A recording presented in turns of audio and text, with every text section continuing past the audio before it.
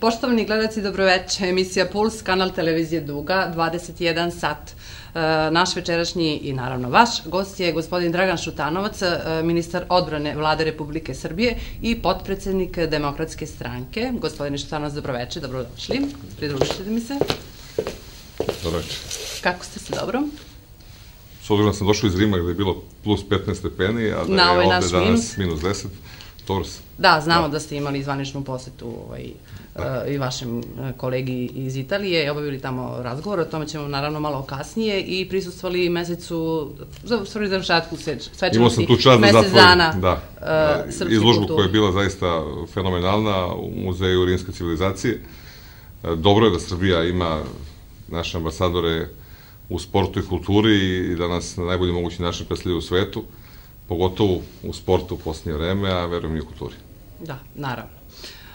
Ono što je, moram sa time da krenem, i što je istina, da je obeležilo vreme vašeg mandata, jesu reforme u svakom sektoru prosto, ali prošla godina je baš protekla u reformi i završetku reforme tačno profesionalizacije vojske, dakle ukidanje služenja vojnog roka, neke je to momke obradovalo, neke ne, sad ne znam. Nije ukidanje služenja, nego ukidanje obaveznog služenja, tačno, znači postoji i danas mogućnost da se mladi momci, a sada i devojke, prijave za služenje vojnog roka i imamo zaista veliki broj onih koji se prijavljuju. Ja čak dobijam i poruke da intervenišem, da budu primljeni na služenje vojnog roka i to je zaista nešto što je preko naših očekivanja. Objektivno, kad smo započeli profesionalizaciju, bio je strah da li ćemo imati dovoljno vojnika za profesionalnu vojsku, a danas imamo problem što imamo više ne samo vojnika, već oni koji bi želeli da, ali i dobrovoljno da služe. Znači, to je sad, da kažem, van bročnog sastava vojske i mogu da kažem da smo proces profesionalizacije izvršili na jedan zaista kvalitetan i dobar način, bez nekih problema. Analiziramo kako su radile druge zemlje u okruženju i drago mi je kada dođe ministar Austrije, recimo odbrane iz Austrije, Daraboš, kolega i, da kažem, dugi doajen ministarstva odbrane u Evropi i traži iskustva kako smo mi to učinili, jer oni isto imaju nameru, a još uvek nisu uspeli da završi profesionalizaciju. Kampanju je uvek pratila javne ličnosti, dakle i odlično produkcijski izvedeni spotovi i naša televizija je to emitovala poput i nekih drugih. Zahvaljujem. Nema potrebe, to je i naša obaveza. Mislim da su tu učestvovali i Ivan Bosiljčić, Vuk Kostić, a sada prvi put i dama glumica, a ono što je mene lično, a i verujem druge oduševilo, devojka pilot. Tako da predlažem da sad pogledamo... Nije prvi put, sada je dama drugi put. Imali smo Tamaru Kacunović koja je bila reklama specijalca, sad imamo za civilnu vojnu saradnju i ovo je već druga devojka u našim spotovima, ali ovo je na neki drugi način. Ali mislila sam na pilota. A žena, odnosno devojka pilot nije iz spota, ona je pripadnik Vojske Srbije i prva žena pilot u istoriji Vojske Srbije. Na to sam mislila. Jeste, da i ona je, da kažem, eto, reformski potez, ono je da imamo po prvi put u našoj istoriji žene pilote i na avionima i na helikopterima. Hoćete da se smestimo, a da za to vreme gledalci i mi pogledamo spot.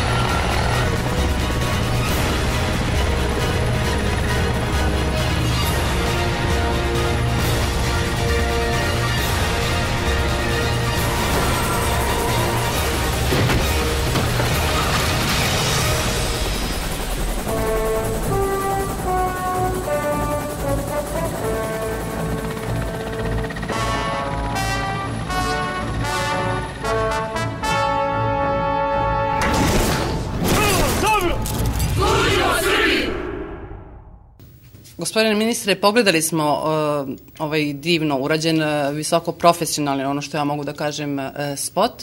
Ima ga u više verzija i emituju ga, ja mislim, više televizija.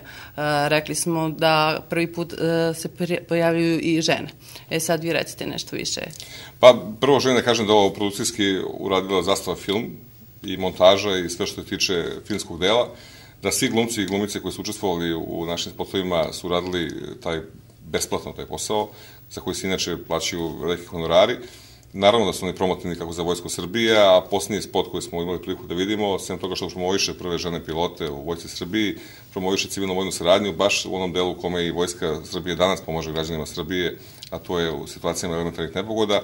U spotu je prikaz zemljotresa i nesreće nakon zemljotresa. Danas smo na terenu, pomažemo i nakon zemljotresa u Kraljevu, ali i u situaciji velikih snežnih nanosa koji su, da kažem, zaledili pola Srbije. Negde 13 ili 14 opština. U jakom teškom stanju, s tim što moram da kažem da dešava se da gotovo ceo dan se probija put i kad dođemo do kuće u pojedinim selima, onda se seljaci bukvalno zbune otkud mi, pošto su oni tako živjeli vekovima i nije to baš tako strašno kao što se prikazuje u medijima. S druge strane, postoje oni kojima je neophodno zaista i posebno mi je drago kada uspemo da spasimo nekoga kome je život ugrožen ili kada na vreme stigne... Mislim da je trudnica, izvinite što vas prikrivam. Kada na vreme stigne trudnica na porođaj, to je nešto što je, da kažem, na kraju zaista svima simpatično, kako u vojsci, tako i van vojski. Vratit ću se na kraj prethodne godine, evo, mesec i poslednji dan je januara, maltene. Osim, znači, profesionalizacije su završene i ostale reforme, a što tiču se penzionog fonda, najavljuju se reforme odlične zdravstvenog fonda, tu će se naravno uključiti i pomoći civilima, uvek radite to paralelno koliko pratim, i potpuno nov zdravstveni fond i da, unapređuje se školstvo. Pa moram da kažem da smo mi, evo, u proteklih 4,5 godine smo uradili suštinske reforme sistema odbrane i ne kozmetičke, već zaista one koje iz temelja menjaju ceo sistem i prilagođavaju ga vremenu u kome živimo i vremenu u kome je neophodno da naš sistem bude moderan i adekvatan, da može odgovoriti svim izazovima, rizicima i pretnjama. Pored profesionalizacije koja je već opšte poznata i koja je, da kažem, zahvatila veliki deo i građana Srbije, uspeli smo da završimo jednu veliku reformu vojnog školstva, da formiramo Univerzitet odbrane i da formiramo Vojno-medicinski fakultet kao po prvi put u našoj istoriji, gde već imamo danas strane kadete. S druge strane, formirali smo i deo koji se tiče logistike, koji se tiče vojnog inženjerstva i omogućava da sutra razvijamo našu odbranu industriju na još bolji način.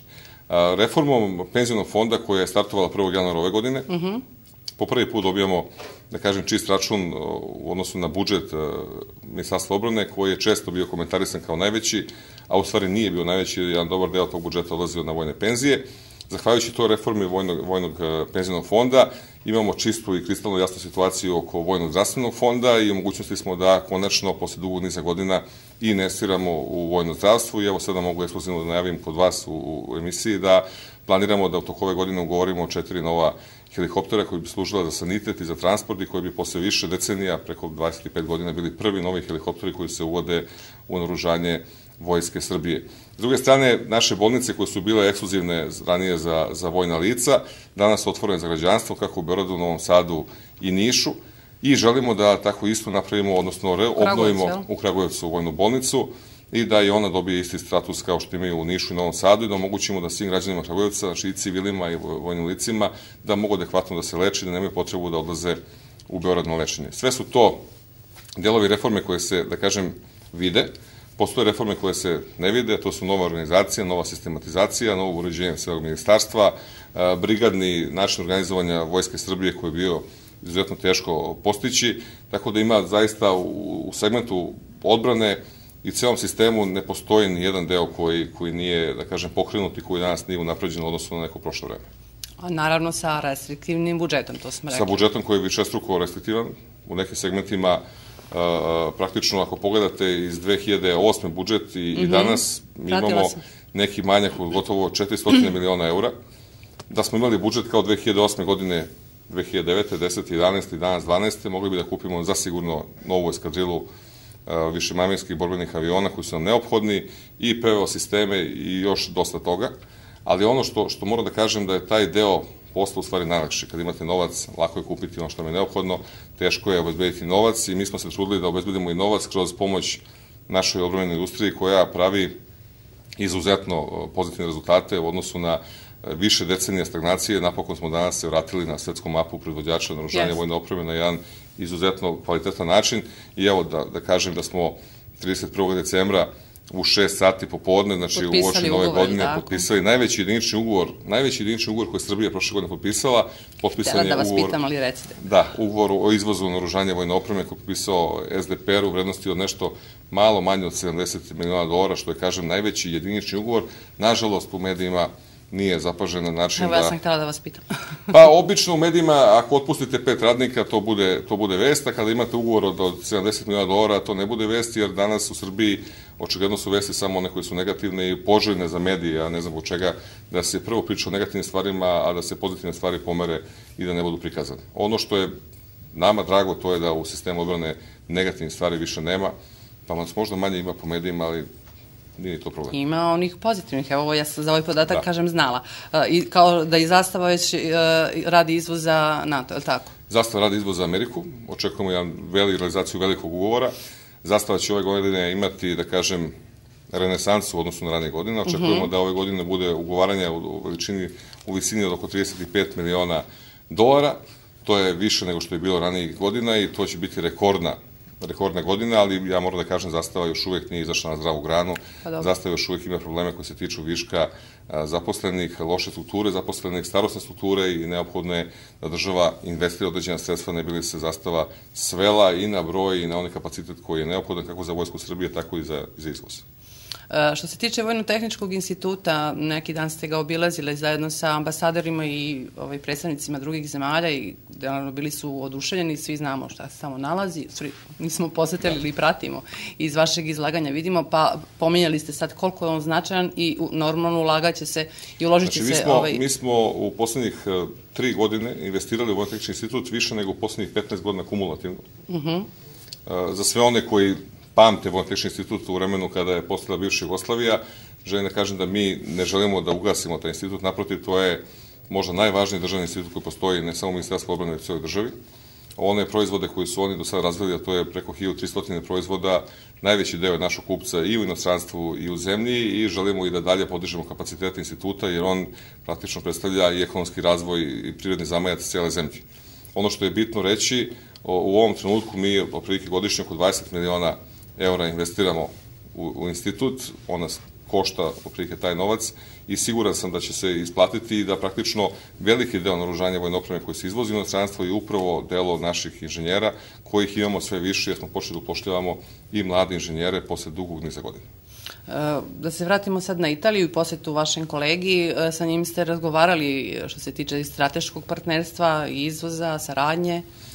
Italija mi je jako interesantna bila iz razloga što se nalazi u recesiji i što imaju potrebu da vrše redukciju brojčanog stanja vojske u Italiji.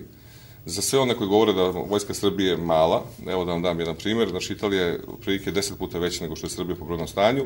Srbija ima oko 36.000 pripadnika Ministarstva odbrane, a Italija ima oko 190.000. Italija planira da spusti taj broj na 150.000, što bi praktično u odnosu na brojčano stanje stanovnika bilo duplo manje, kao da Srbija ima 18.000 vojnika. Ono što od njih čeka, to su zaista veliki rezovi i moram da kažem da sam se osjećao jako dobro imajući u vidu da smo mi te probleme već prošli i da se nalazimo u jednoj pozitivnoj atmosferi. U toj atmosferi u kojoj smo sedeli pokušavali smo da nađemo šta je to što je zajednički interes i svakako da prvo što mi je važno da i ministar odbrane Gianpaolo, koji je praktično pre mesec dana postao ministar odbrane, a bio je do sada predsjedavajući Vojnog komiteta NATO-a, je izrazio podršku Srbiji u evropskim integracijama i podsjećam da je i sam generalni sekretar NATO-a dao podršku da Srbija treba da bude u Evropskoj uniji i takođe smo razgovarali o mogućnosti zajedničkih angažmana u okviru misije Ujedinjenih nacija i Evropske unije širom sveta. Ono što takođe moram da naglasim, mirovnim misijama, da. Mi već više godina, praktično 4 godine, sa specijalnim jedinicama italijanske vojske vežbamo kako u Srbiji, tako i u Italiji. Želimo i to da nastavimo i ono što je opšte poznato da je italijanska industrija jako dobra, pogotovo odbrambena industrija i želimo da adekvatno udružimo naše industrije, se nađemo na tržištima trećih zemalja. postoji naš manji kapacitet, njihov veliki kapacitet i postoji šansa, mada i jako su vremena, da kažem, teška, ima još uvek kupaca i možemo da... Kažem, koje su to zemlje? Pa uglavnom, da kažem, podsaharske Afrike, Afrike severne, dalekog istoka.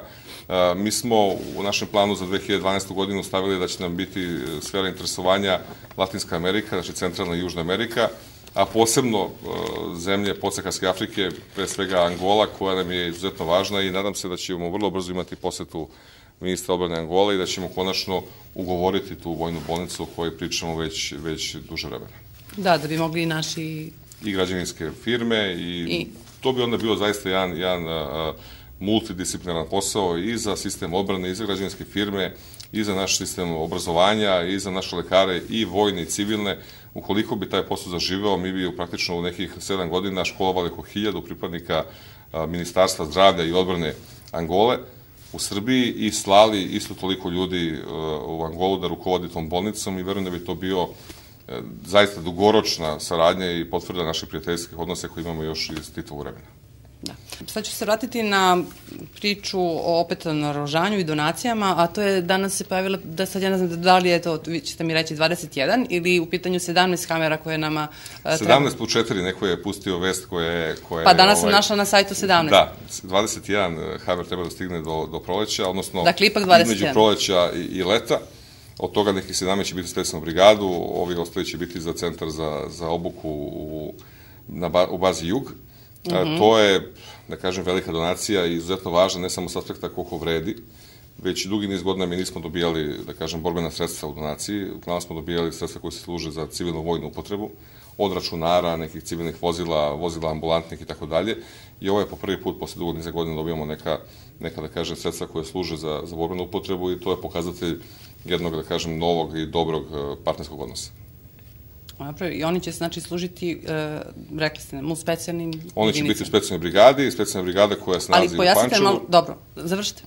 Koja se nalazi u Pančevu sa tim kontingentom vozila i padobranima koji se upravo treba da uđu u upotrebu, sa naoružanjem koje smo kupili u Nemačkoj, najkvalitetnijim koje postoje za pešadijske jedinice, sa planom da 2 helikoptera budu i u toj brigadi i sa još planova koje imamo, bit će zaista jedna od najjačih borbenih jedinica te vrste u Evropi. Jako mi je važno da uz to sve ide i, kao što sam rekao, školovanje i obuka i zajedničke vežbe sa stranim vojskama. Gotovo redovno radimo vežbe sa italijanskom vojskom, sa turskom vojskom, sa grčkom vojskom, sa kiparskom vojskom, sa američkom vojskom i to sve podiže stepen spremnosti naših pripadnika specijalne jedinice koja je na neki način, da kažem, u tim nekim prvim reakcijama i najvažnija i najbitnija jedinica Vojske Srbije, a u daljem zanosu i zamahu ima tu još mnogo toga da se učini i za druge brigade. Sad ću se vratiti na nešto opet što se nije radilo u proteklom vremenu, a u vreme vašeg mandata jeste, a to je stambeno zbrinjavanje. Jedna od veoma velikih i dobrih rezultata je način na koji smo uspeli da rešimo oko 5000 stambenih pitanja. Nisu svi rešeni podjednako na način na koji je to nekada rešavano, ali pošto 20 godina nisu ni rešavani, onda smo srećni zato što smo uspeli da oko 5000 porodica konačno i definitivno smestimo u odgovarajuće smeštaje. Bitno je reći da smo uveli nekoliko mogućnosti, pored dodele stanova, uveli smo i posebno subvencionisane kredite za pripadnike Vojske Srbije, za vojna lica i takođe smo uveli bespovratne, naglašavam, bespovratne kredite našoj populaciji penzionera koji su iskoristili to u obimu do sada oko 1300 penzionera. Radi se o prilike oko 20.000 eura bespovratnog kredita koje oni mogu da iskoriste kupovinu nekretnine na prostoru Srbije gde god žele.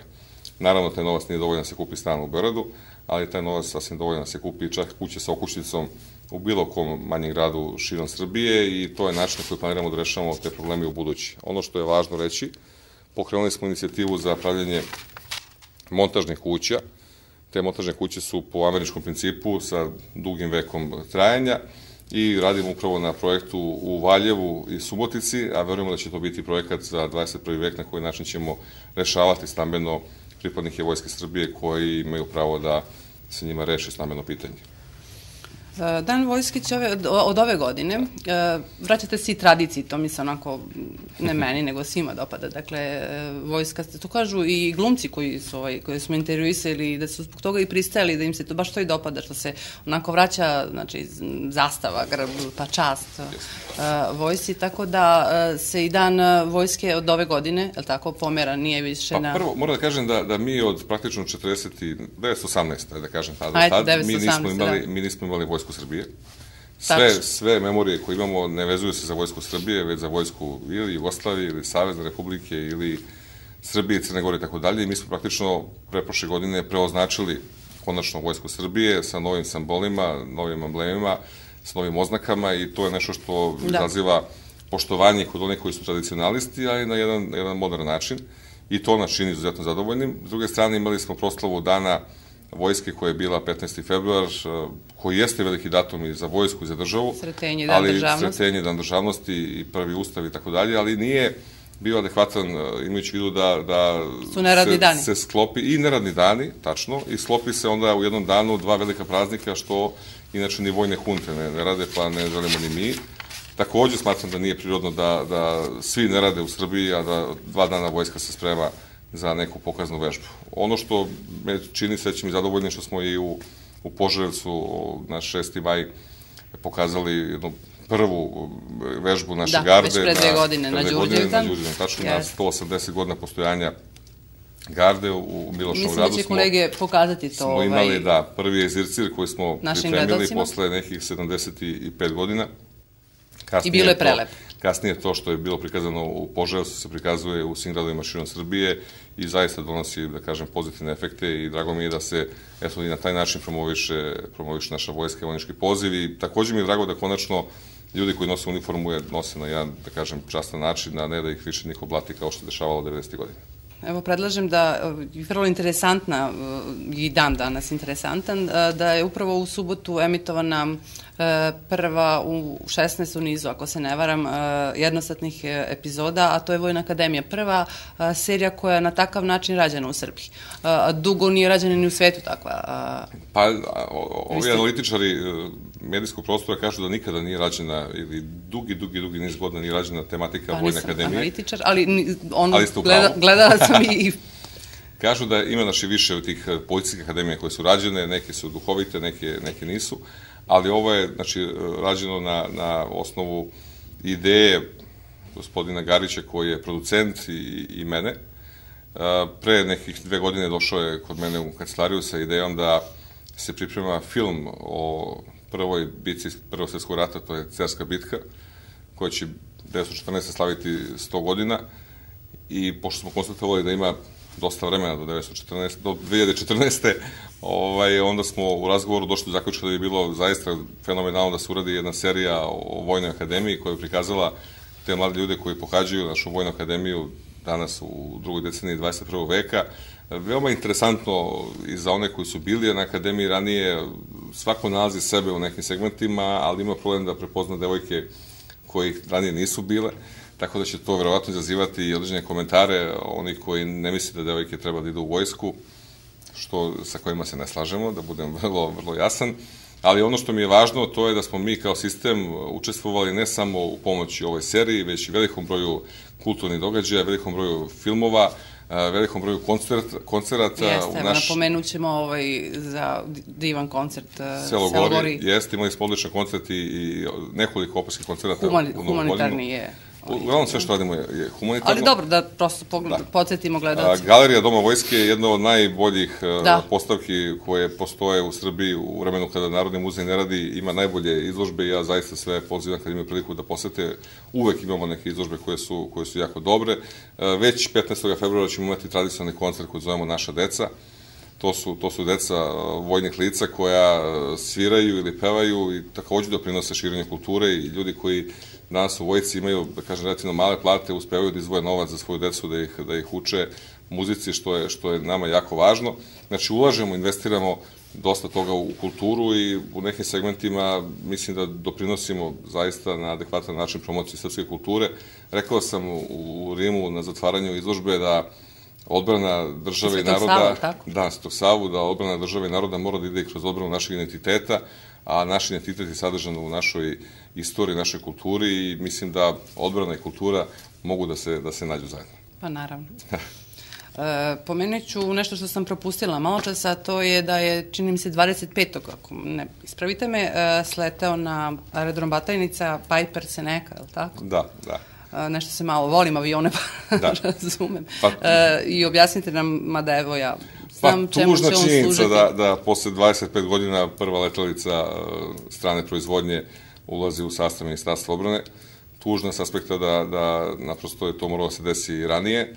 Žao mi je što to nisu neki borbeni avioni za koje trebaju desetostruko više novca, ali svakako ono što je važno reći da ovaj avion ima više namena jeste i da će biti u mogućnosti ne samo da radi posao u Srbiji i da nama stvori mogućnost za naš Vojno-geološki institut da pravi adekvatne karte, već će moći da se iznajmljuje inostranstvu i ja očekujem da se on u dogledno vreme isplati i da praktično zarađuje novac za ministarstvo i to je, da kažem, jedna dobra investicija i u vojnom i u ekonomskom, odnosno privrednom smislu. S druge strane, kažem, nama sleduje ozbiljno opremanje, očekujem da to budu u narednim godinama i mislim da jedino u tom segmentu, ako bi me neko pitao gde mi treba pomoć u mom poslu, bila bi u tom segmentu da nađemo sredstva ili kroz kreditnu liniju ili kroz neki robni aranžman i da konačno završimo potpunu modernizaciju Vojske Srbije na jedan savremeni i modern način.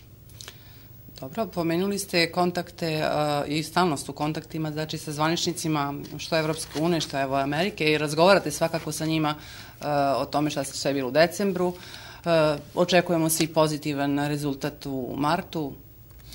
Pa moram da kažem da po pitanju sistema odbrane mi smo još 2007. godine se prvi put našli u izveštaju Evropskog parlamenta i Evropske komisije i da od tog momenta nas ima sve manje u izveštaju, da poslednje izveštaju je konstatovan stalni napredak reforme sistema odbrane i poboljšanje stanja u sistemu i meni je drago da smo mi dostigli neophodne uslove i standarde da bez ikakvih problema ne budemo kočničar kao što je to ranije bilo, da Srbija može da uđe u Evropsku uniju. S druge strane, moram da priznam da imamo nesebičnu podršku kolega ministara odbrane i poslednji, malo pre sam ga pomenuo, ministar odbrane Austrije je upravo dao jedan intervju oko nove godine i ozbiljno kritikovao stav Nemačke u kome je rekao da Srbija zaslužuje da dobije kandidaturu uz sve kritike i sve probleme koje imamo i ja verujem da će taj jedan deo posla koji mi obavljamo kroz vojnu diplomatiju doprineti da Srbija krajem marta dobije konačno status kandidata. Radimo na tome i očekujemo to i pozitivni smo i zaista mislim da Srbija samim dobijanjem preporuke u stvari je pokazala i građanima u Srbiji i van Srbije da može da dostigne neophodne standarde. Pitanje Kosova i Metohije je nešto što je jako teško, što niko u istoriji nije na adekvatan način rešio, jer koliko to pitanje bude jedino uticalo na dobijanje statusa, bojim se da smo onda u problemu, ali prosto ne mogu da verujem da će naše kolege iz Evrope da nas ostave na repu razvoja, jer mislim da to nije bilo dobro ni za Evropu, ni za Srbiju. A da li nešto zavisi od nas? Pričalo se da se dosta para, evo kratko ćemo dotaći tu temu. Pa zavisi, da vam kažem, sve zavisi od nas, ali pitanje ko smo mi. I, nažalost, za razliku od nekih zemalja, od svih zemalja sveta, gde kada vlada donese jednu odluku, onda svi su dužni da poštuju tu odluku, a na izborima da promene tu vladu ukoliko misli da je vlada loša. Mi imamo jednu situaciju u kojoj pojedine predsednici sa severa Kosova smatraju da oni vode neku posebnu vladu, neku posebnu grupaciju ljudi koja ima podršku očigledno nekih političkih opozicijnih partija iz Beograda, kojima je interes da što lošije bude danas u Srbiji, oni će, nadaju se, na izborima pokazati veću šansu i veću mogućnost da oni dođu na vlasti. Mislim da ta politika što lošije, a to bolje za nekoga, je jako loša i da moramo svi da radimo u interesu građana Srbije i zato apelujem, evo i sada, znači da ta vrsta egzibicije koja se sad sprovodi u vidu nekog referenduma nije dobrodošla za građane u Srbiji, a samim tim i za one koji žive na severu Kosova i Metohije. Podsjećam, mi smo 1999. godine već imali referendum, na tom referendumu je odlučeno da nećemo pustiti da, ne znam, strana čizma kroči na Kosovo i tako dalje. Znači, većinski, Bog zna kako je to proslavljeno u to vremenu i ne vidim razlog da još jednom pravimo grešku koja neće doprineti našem niti unutrašnjem miru, niti našem međunarodnom imidžu. I ono što je takođe važno reći, to je da, i to je nešto u stvari što me najviše i zabrinjava, da toliki stepen nepoštovanja pokažu upravo oni koji na neki način žive od Srbije i od Beograda, Mi smo u 12 godina od 2000. godine dobili cirka 3 milijarde evra donacija, a na Kosovo je otišlo oko 6. I danas kad neko pita, izvinite, gde su donacije te koje su stigle, pa duplo više od toga je otišlo na Kosovo i Metohiju i imate situaciju da danas građani sa Kosova i Metohije nas optužuju da nismo dovoljno učinili za njih i da, eto, oni su bez perspektive i tako dalje, a neki su se očigledno obogatili na račun toga što je Srbija upućivala kako novac, tako i dobro na Kosovo i Metohiji. Mislim da je krajnje vreme da se to ozbiljno izanalizira i da vidimo da li treba davati podršku na taj način. Moje mišljenje je da podršku treba davati. Nije mi žao novca svakako, ukoliko se troši na adekvatan način i mi smo za taj novac mogli da otvorimo više desetina ili čak stotina fabrika, malih, srednjih, da uposlimo naravno na Kosovu, da uposlimo Srbe na Kosovu, a ne da 12 godina čekaju da im stigne plata i neki dodatak iz uže Srbije, već da omogućimo da proizvode koje proizvode prodaju u centralnoj Srbiji i da na taj način imaju sredstva koje dobijaju, koje sama zarađuju i siguran sam da u toj situaciji bi se i oni mnogo odgovornije ponašali i prema Srbiji i prema sebi. Sada je situacija takva da naprosto generacije već 12-13 godina ne rade, znači to momci i devojke koji su imali recimo 25-6 godina, 99. godine, sada su već u svojim 40. godinama nezaposleni. I onda je, mislim, jako teško te problem rešavati i mislim da je krajnje vreme da se sedne i da se na adekvatan način uz podršku svih stranaka nađe rešenje koje će biti održivo. Pa evo, izbori su raspisani, u stvari bit će raspisani 11. marta, najavljeni, pa ćemo sad da se nadovežemo na tu temu, da vas navedem na to. Neke opozicijone stranke su već licitirale imenima, mislim da je to Srpska napredna stranka, kao Tomislava Nikolića za premijera, Demokratska stranka radi to na drugi način. Srpska napredna stranka samo nije nominovala patrijarha. Molim? Gospodin Nikolić je nominovan za sve pozicije u državi, kada samo nije za patrijarha nominovan, ali vjerojatno bi se i tu nominovao da je otvoreno pitanje da se kandiduje neko. Oni imaju jednog kandidata za sva mesta, mislim, to je jako interesantna politika, a pogotovo s aspekta Kosova, koje smo pričali malo pre. Pa, hoću da to povežem, da. Fenomenalno, bio sam u posle, kažemo, u inostranstvu i prošlo sam jednostrašnu vest u kome nam zamenik predsednika te stranke saopštava da će Srpska napredna stranka kad dođe na vlast, da nam saopšti šta će da radi sa Kosovom i Metohijom. To onako dosta deprimirajuće deluje i verujem da građani Srbije neće prihvatiti da daju glas nekome ko danas ne zna šta će da radi, već u odnosu na vlast će da vidi šta će da radi sa Kosovom i Metohijom. Dobro, Srpska napredna stranka je u koaliciji, znamo svi sa kime, ali dobro, oni su... Pa Srpska napredna stranka, to je u stvari za mene lično velika enigma i politički i, da kažem, kroz ljudske resurse. Znači, politički, ako pogledamo Srpsku naprednu stranku i onda raširimo tu jednu lepezu, onda vidite da su tu i neki Velimir Ilić, i Bogoljub Karić, i Vulin, i razni drugi ljudi koji imaju veoma interesantne biografije s aspekta i organa bezbednosti, da kažem.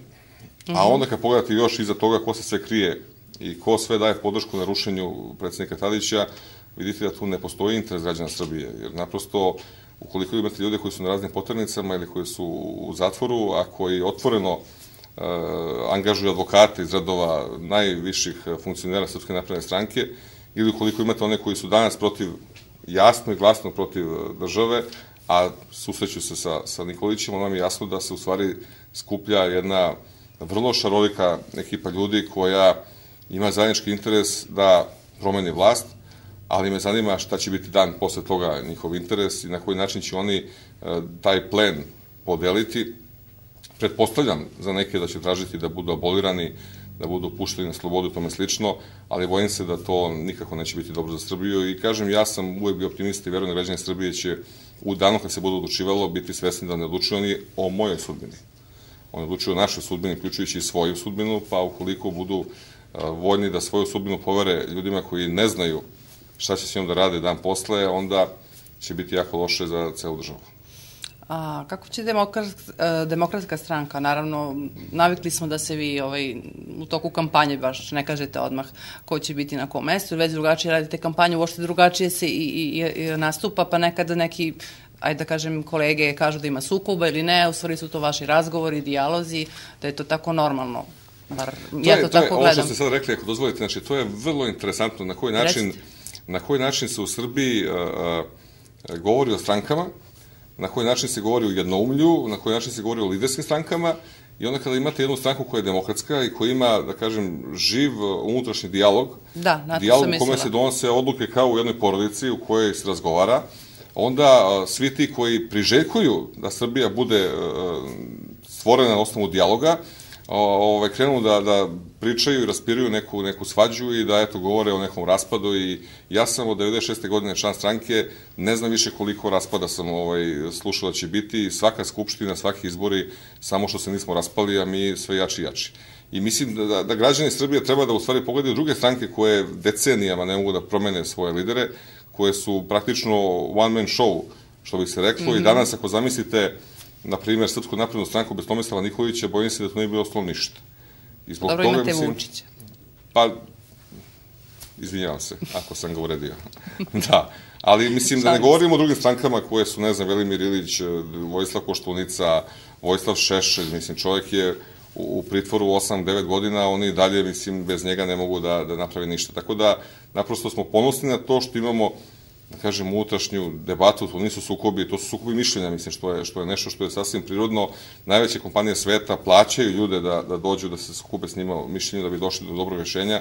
Mi to radimo samostalno i mislim da radimo na jako dobar način. Dobro, kako ćete vi nastupati na izborima? Ste već razgovarali unutar stranke? Naravno da vodimo pripreme za kampanju. Kampanju još uvek, za razliku od drugih stranaka, nismo ušli. Analiziramo, imamo jako dobru analizu svega onoga što je učinjeno, i to će biti statistički i matematički predočeno građanima Srbije. Vrlo često smo voljni da zaboravimo odakle smo pošli, a da budemo nesrećni što nismo stigli do konačnog cilja. I takođe mislim da ako malo analiziramo šta je bilo 10 godina pre 2000. godine, a šta je 10 godina nakon, vidjet ćemo ogromne razlike i u kvalitetu života, i infrastrukture, i svega onoga što čini život boljim.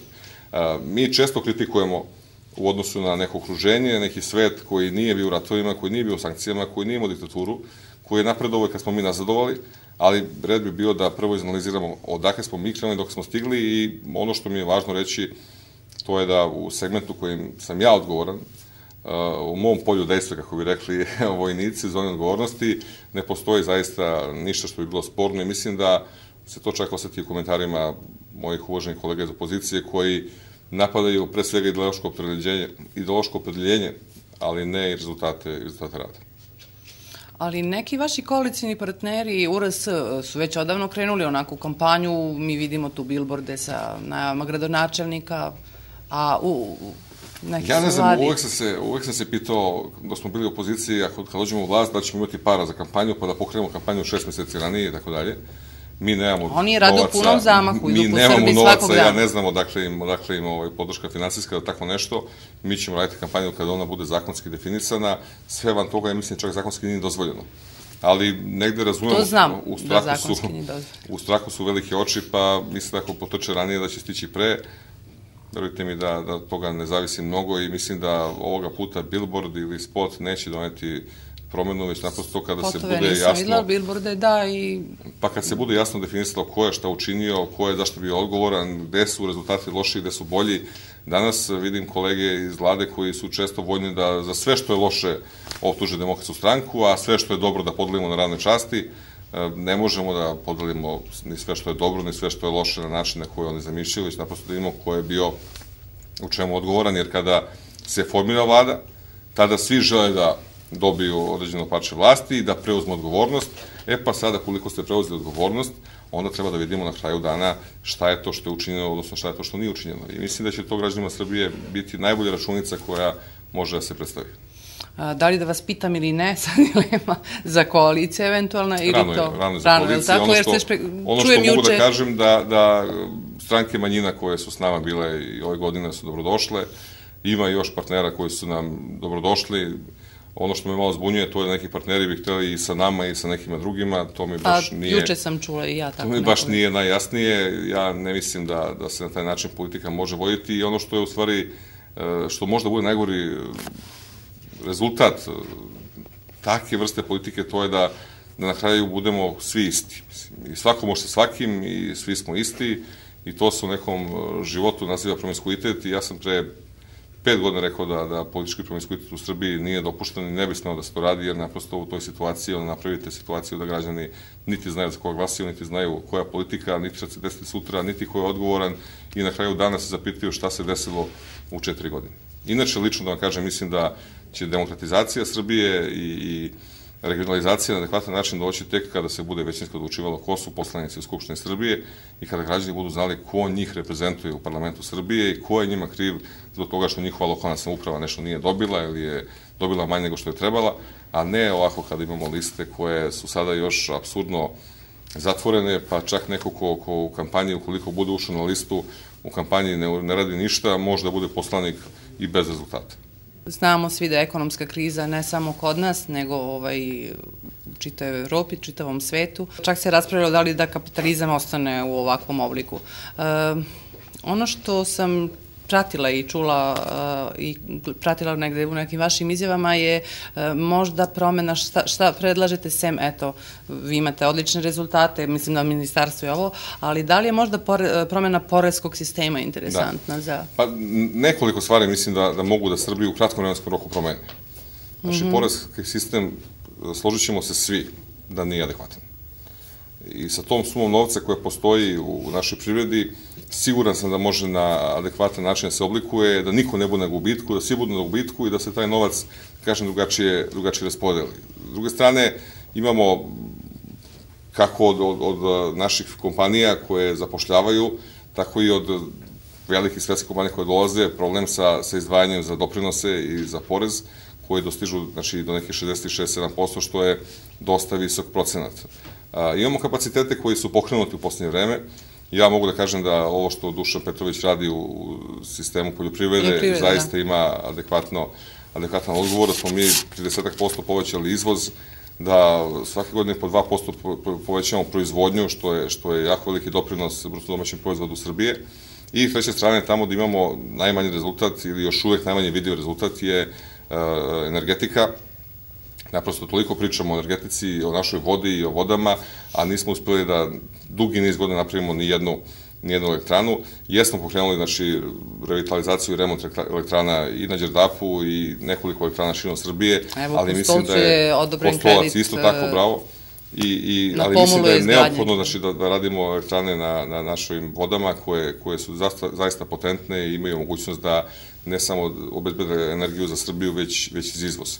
Uz analizu stanja u Aleksincu vezano za ugljene škriljce koji imaju kapacitet izuzetno veliki na kojima se trenutno spašava čak i Amerika, privreda se bazira sada na ugljene škriljce koji postoje u Americi. Mislim da Srbija može u izuzetno kratkom vremenskom roku da se promeni. Naravno, neophodna je pozitivna energija, neophodna je borba sa korupcijom i kriminalom, korupcijom posebno, i dovođenje stranih investitora koji, kada se svi ti problemi rešavaju, dolaze i investiraju novac. A šta je sa preduzetnicima manjim kojima je ovo veliko, ogromno poresko opterećenje? Poreska olakšica bi bila svakako da kažem, plodonosnije upravo za manje preduzetnike koji su opterećeni velikim porezima i koji imaju problem da... Poreze na plate, na to mislim? Na plate, da, mislim na plate. Pre svega, mislim da porez na dobit je izuzetno mala, 10% je jedan od najmanjih u Evropi. Porezi na plate su veći i doprinosi na plate su veći, ali mislim da tu treba da se traži rješenje koje će zadovoljiti i radnike i vlasnike, odnosno male preduzetnike. Neprirodno je da danas u Srbiji postoje kompanije koje podižu dobit, a da njihovi radnici imaju minimalne plate. To je za mene dopustivo i to onda nisu radnici, to su robovlasničke firme. Takođe je neprirodno da pojedini vlasnici velike kompanije imaju plate u visini od 1000 eura, a u isto vreme voze jahte, brodove, ne znam, skupa vozila i žive po najskupim delovima širom gradova u Srbiji. Znači, postoji potreba da se onako dobro, što bi rekli, pretrese naša poreska politika i da se napravi jedan sistem koji će biti mnogo bolji. Kažem, sa istom sumom novca ćemo dobiti veću pozitivnu energiju, će novac da se brže kreće i da se, da kažem, brže oplodi. Dobro, to je tako. Pa tako je svugde u svetu, ali mi moramo tražiti poseban način, jer naprosto ne postoji... Ja sam samo želela da više uputim, dakle, kao ovim firmama, pošto znamo svi po Srbiji, znate to i vi, da postoji puno manjih privatnih firmi koje prosto lošije rade. Postoji puno malih privatnih firmi... Nisam mislila na te, ajde da davemo taj kune, kako god. I male privatne firme koje lošije rade, poreske olakšice za njih, pa onda olakšice za one krajeve Srbije koji su nerazvijeni, ali uz analizu zaista da li svi rade, da li su svi plaćeni, nisu plaćeni, nemoj da se, mislim, objektivno da budemo iskreni, u Srbiji ogroman broj radnika radi na crno i ne primaju platu preko računa. Zbog toga se dešava da mi imamo u pojedinim mesecima veoma veliki priliv sredstava preko PDV-a, a nemamo povećanje zarada i onda vidite u stvari da postoji jedan novac koji se iz te dobiti deli u koverti, koji naprosto je postao sistem, jedna sistemska greška koja onemogućava dalji razvoj. I to treba da se sve, da kažem, dobro izanalizira. Posebno akcenat stavljam na one opštine koje su nerazvijene, koje imaju problem sa natalitetom. Ne možemo dozvoliti da se svi presele u Beograd, da se Srbija napusti i isposti i da onda posle neko očekuje da se Srbija, da kažem, iz odbrane brani, tako što su delovi Srbije poluprazni. Ali s druge strane opet moramo da analiziramo i šta je to što u tim delovima Srbije treba da se radi i da li oni ljudi treba da imaju subvenciju države za upravo ono što im se kaže da rade ili da ih pustimo da oni samostalno pravi inicijativu, pa kad ne mogu da realizuju svoje proizvode, onda dolaze pred vladu i traže da im vlada pomogne. I poslednje pitanje, evo neću vas više mučiti, mislim da smo dosta toga dotakli. Svesni ste brzine protoka informacija i korišćenja društvenih mreža. Mislim da ste, ne samo vi, nego činjenice da su i političari i neko biznismeni svi korisnici tih mreža i lično mislim da vi ste dosta aktivni i na taj način se lično obraćate građanima. Znate kako, tu ste redak političar. Kad sam bio u opoziciji i kad nisam se bavio poslom koji sad radim, imao sam mnogo više vremena, slobodnog, i za svoj profesionalni rad i onda sam, da kažem, putovao više po Srbiji, gostovao po emisijama kao što je vaša, obilazio odbore, obilazio građane, držao tribine, imao kontakt emisije i tako dalje. Ukoliko želite da budete uspešan ministar u vladi Srbije, morate da se tom poslu posvetite 24 časa. I objektivno mnogo manje imam priliku da komuniciram s ljudima u direktnom kontaktu i onda koristim društvene mreže da prezentujem kako svoj rad, tako i da moram da priznam da sam niz ideja za reformu dobio upravo putem tih, bilo da se radi o Facebooku pre svega ili o Twitteru.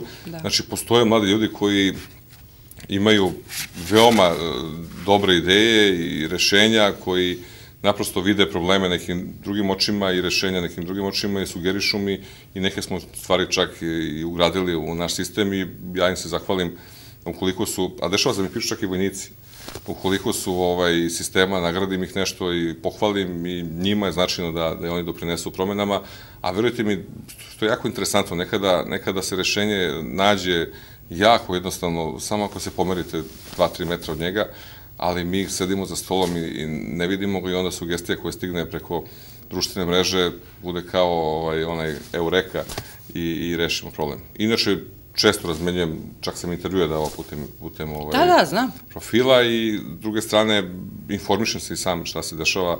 Sada mi je bilo važno za Vojnu akademiju da vidim kakvi će biti komentari. I kakvi su komentari? Evo da se vratimo na seriju. Pa u promilima su negativni. U promilima su negativni, znači bukvalno u promilima, zaista sam jako zadovoljan i svaki drugi gledalac koji je gledao to veče, u subotu veče televiziju, gledao je tu seriju. Svaki drugi, što je izuzetno dobar rezultat, ali mnogo više od toga mi je važna reakcija naših kadeta sa Vojne akademije i koji su jako pozitivni i koji sebe negde prepoznaju. Evo, sad ću da kažem u vašoj emisiji da sve što se vidi u toj seriji, sve se ili dešava ili se već desilo. Likovi su izmišljeni, ali postoji recimo devojka koja je reprezentativac Srbije u američkom fudbalu ili ragbiju. Znači nije slučajno devojka u filmu, odnosno u seriji takva, postoji i dečko koji je bio navijač, postoji svi ti likovi, da kažem, u nekom životu su postojali, samo što su sada izmešani i ne prati radnja isti lik sve vreme. Tako da sve što budete imali priliku da vidite, a verujem da će biti i komentara i pozitivnih, ali i onih koji ne vide potrebu, recimo, da žene budu u vojsci, koji su, da kažem, negativni. Ne znam zašto ne vide, evo ja sam žensku, pa... Pa valjda kod kuće samo vole da slušaju žene, ali ne žele da slušaju i u vojsci. Valjda im to komandovanje kod kuće dovoljno pravi problema, pa ne mogu da prihvate žene u vojsci. Šalim se malo, ali mislim da je realnost zaživela. Imamo prvu ženu oficira od ove godine, to nisam pomenuo kao reformski potez. Slobodno, izvoli. To je u stvari istorija srpske vojske, znači prošle godine u septembru mesecu prvi put iz Vojne akademije proizveli smo čin potporučnika žene, devojke, koje su prvi oficiri Vojske Srbije, kako kažu, žene oficiri, da. imamo problem još uvek sa tim lingvističkim, tražimo rešenje kako da se nazivaju pojedini činovi u ženskom rodu. Muzika je odlična, Odjeljena špica, čini mi se da Đorđe David, tako su već rekli, peva, ali meni se izuzetno dopada Najorna špica. Ja slušam to već, ako ste zvali Ministarstvo odbrane, kada ste na čekanju, slušate muziku iz naše serije. Jesam i na sajtu vašem, da. Gospodine Šutanovac, ja vam se zahvaljujem u ime čitave ekipe Televizije Duga na gostovanju. Želim puno sreće u daljem radu i nadam se da ćemo se viđati i dalje. Sigurno, planiram da obiđem centar za obuku ovde u Požarevcu. Da, oni nas svakako gledaju. Jako važan punkt. Ako se neko ljuti što smo vam odveli komandanta centra. Čekala sam da to vi kažete. Prvo ste nam ga doveli, gospodina Milivoja Pajovića, pukovnika, magistra, a onda je samo jednog dana, onako sam ga pozvala, on kaže, pa ja idem, sunčice. Pa dobro, to je naprosto, vojnički poziv je takav, ali mora da kažem da je on napredovao. Naravno, kako ne. I sada sledeći koji bude došao, ja se nadam da će isto napredovati i važno mi je da imamo dobru saradnju i sa medijima u lokalu i posebno sa lokalnom samoupravom i to funkcioniše, da kažem, dosta dobro.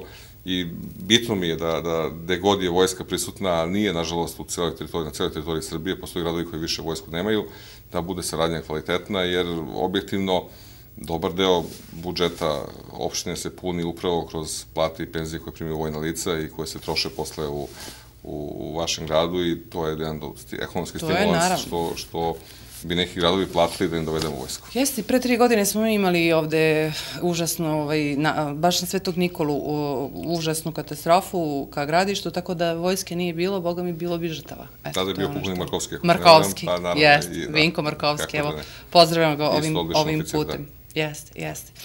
I još nešto moram za kraj, pominjali smo kasarnu Sopot, znamo da neće doći azilanti, u pregovorima ste sa gradom, pa eto moram, i zbog gledalca, ta kasarna im je potrebna, ali šta je sa vojskom, sa domom vojske koji je u centru grada?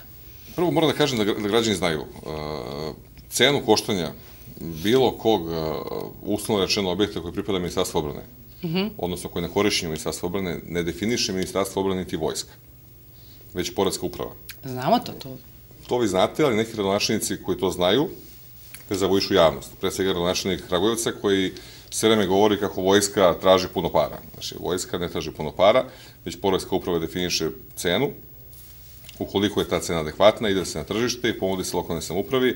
Ono što je važno reći da u proteklih nekoliko godina napravili smo veliki broj ugovora sa lokalnom samoupravom, da cena nije kao što je bila 2008. godine, jer su nekretnine pale, ali se nadam da će lokalna samouprava i Požarevac naći svoj interes kako u Domu vojske, tako i u toj kasarni. Znam za Dom vojske, znam da je baš procena nešto poreske uprave.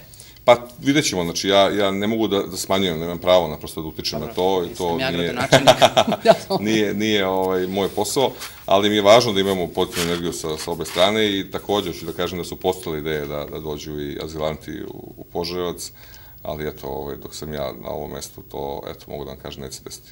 Neće. Pa dobro, hvala vam na tome. Poštovani gledalci, pratili ste još jedno izdanje emisije Puls. Prijatno večer.